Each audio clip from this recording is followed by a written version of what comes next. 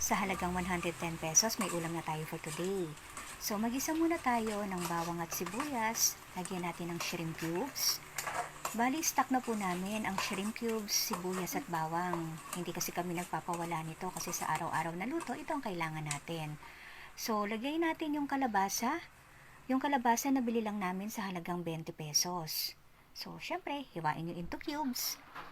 Nilagyan din po namin ng sitaw. Ang sitaw po ay halagang 10 piso lang.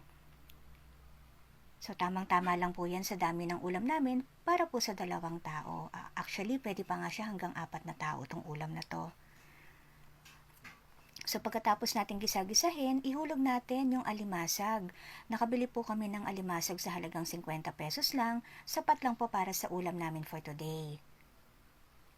So, yun lang, igisa-gisa po natin hanggang sa maluto. Hayaan muna natin siyang magkatas, lalo na yung kalabasa.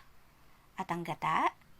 Yung gata po ay halagang 30 pesos. So, kung susumahin po natin ang presyo ng alimasag, kalabasa, sitaw at gata, naka 110 pesos lang po kami today. O paano, mamaya, papakita ko po sa inyo yung finished product. Hayaan ko munang maluto.